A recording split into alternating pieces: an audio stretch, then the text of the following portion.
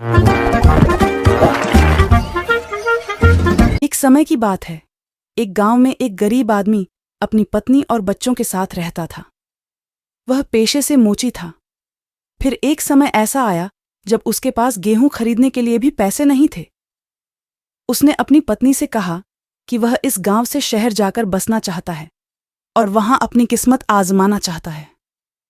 मोची अगले दिन शहर के लिए रवाना हो गया, जहां वह बाजार में गया और चिल्लाने लगा, अपने पुराने जूतों की मरम्मत करो और अपने पुराने जूतों को बिल्कुल नए जूतों की तरह चमकाओ। पहले दिन उसे कोई काम नहीं मिला। वह सड़कों पर घूम रहा था, शोर कर रहे हैं। अचानक उसे पीछे से एक आवाज सुनाई दी। उसने मुड़कर देखा तो एक बूढ़ी औरत अपना पुराना जूता लेकर खड़ी थी। उसने मोची से अपने जूते ठीक करने के लिए कहा। वह बूढ़े आदमी के घर के बाहर एक पेड़ पर बैठ गया और उसके जूते ठीक करने लगा। जब काम पूरा हो गया तो बूढ़े आदमी ने अपने श्रम की कीमत पूछी। उसने कहा, एक सोना सिक्का। उसने अपना बैग पकड़ लिया और अगली सड़क पर चला गया। अचानक एक और महिला की आवाज आई और उसने भी उसे मरम्मत के लिए अपने जूते दिए। मोची ने उसके जूते की मरम्मत की और अपना भुगतान लेकर चला गया। मोची ने कड़ी मेहनत की। कुछ दिनों में इतना पैसा कमाने के बाद उसने घर जाने का फैसला किया। उसने 4 सोने के सिक्के कमाए, जिसमें से 2 सोने के सिक्के उसने एक गधा बेच दिया और बाकी 2 सोने के सिक्के ले लिया और घर चला गया और अपना सामान गधे पर लाद लिया। रास्ते में उसे एक जंगल से गुजरना पड़ा और वहां उसने एक समूह देखा नए लुटेरों का। मोची इतना चिंतित था कि वह बुद्धिमान था और उसने हार नहीं मानी और एक योजना बनाई। उसने गधे की गर्दन पर एक सोने का सिक्का बांध दिया और चला गया। लुटेरों ने उसे रोका और कहा, तुम्हारे पास जो भी पैसा है वह हमें दे दो। दुमुची ने कहा, मैं गरीब हूं, मेरे पास इस गधे के अलावा कुछ भी नहीं है। एक सोने का सिक्का गिर गया, उसकी गर्दन जमीन पर गिर गई और लुटेरों के सरदार ने पूछा कि यह सोने का सिक्का कहां से आया और फिर उसे पीटना शुरू कर दिया। अंत में मोची ने उनसे कहा कि वह उन्हें सब कुछ बता देगा। मोची ने कहा, यह गधा सोना पैदा करता है। मुखिया ने कहा, यह गधा, मुझे बीज दे दो और फिर हम तुम्हें जाने देंगे। ये सुनकर मोची ने कहा, यह गधा सोना पैदा करता है। बोला, मैं ऐसा नहीं कर सकता। मुखिया ने कहा, मैं करूंगा, बदले में मैं उसे 50 सोने के सिक्के दूंगा।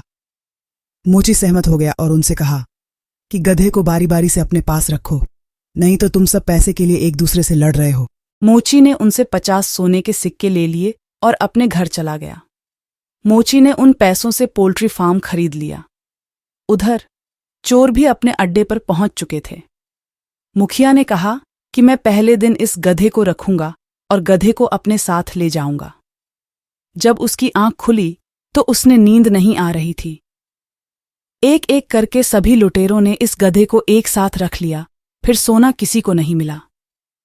अब सभी डाकुओं को यकीन हो गया कि मोची ने हमसे झूठ बोला है। वे मोची के घर की ओर गए। वह खेत में काम कर रहा था। तभी उसने डाकुओं को आते देखा। वह तुरंत अपनी पत्नी के पास गया और बोला, जब वे डाकू घर आएं तो पूछना मेरे लिए, उन्हें यह बताने के लिए कि मैं खेत पर काम कर रहा हूं और मुझे लाने के लिए अपने कुत्ते टॉमी को भेजूं। जब लुटेरे आए तो उसकी पत्नी ने भी वैसा ही किया। मोची घर के पीछे बैठा इंतजार कर रहा था। जब वह टॉमी को बुलाने गया तो वह उसे बुलाने चला गया और पूछा, तुमने हमें धोखा दिया है, यह गधा सोना नहीं देता है। मोची ने कहा, आज मेरे पास जो कुछ भी है वह मुझे इस गधे ने दिया है। मुखिया ने कहा, हमें यह कुत्ता भी बेच दो। लेकिन कुछ समय तक उसने मना कर दिया। लेकिन जब 40 सोने के सिक्के पेश किए गए तो वह सहमत हो गया और उन्हें कुत्ता भी दे दिया। एक डाकू घर आया तो उसकी पत्नी ने उसे बुलाने के लिए कुत्ता भेजा, लेकिन कुत्ता डाकू को बुलाने नहीं आया और वह अपने मालिक के घर चला गया। एक एक करके वह सभी लुटेरों को लेकर चला गया, लेकिन फिर भी वह अपने पुराने मालिक मोची के पास पहुंचा। यह देखकर उन सभी को यकीन हो गया कि मोची ने हमें फिर से धोखा दिया है, उसने झूठ बोला है। उन्होंने आपस में सलाह की कि इस बार हम मूर्ख नहीं बनेंगे और मोची को भी सबक सिखाएंगे। वे सभी मोची के घर पहुंचे और उसके झूठे तर्कों को नजरअंदाज कर दिया। उसे सबक सिखाने के लिए उसने उसे बोरे में बंद कर दिया और वे उसे इस योजना के साथ ले गए कि बोरे को नदी में फेंक देंगे। रास्ते में लुटेरों ने कुछ देर आराम किया और बोरे को छोड़ दिया। बोरे में बंद मोची ने भी चिल्लाना शुरू कर दिया। वह अपनी बकरियां चरा रहा था। पास से गुजरा। अमूची ने कहा, मुझे यहां से निकालो, मैं राजा नहीं बनना चाहता। नौकर ने कहा, अगर मैं तुम्हारी जगह होता तो राजा बन जाता। तुम मेरी जगह राजा बन जाओ, मुझे इस बोरे से बाहर निकालो। और उसने अपने स्थान पर अज्ञात नौकर को बोरे में बंद कर दिया और मोची उसकी बकरियां ले गया और उन्हें चुराने लगा। दया और वहां से दूसरी तरफ चला गया। जब वह मिला रास्ते में एक मोची तो वे आश्चर्यचकित हो गए और मोची से पूछा कि वह यहाँ कैसे आया। मोची ने कहा कि उस नदी के नीचे सोने की खदान है, वहां बहुत सारा सोना है और वहां सोने का रखवाला मुझे बाहर ले गया।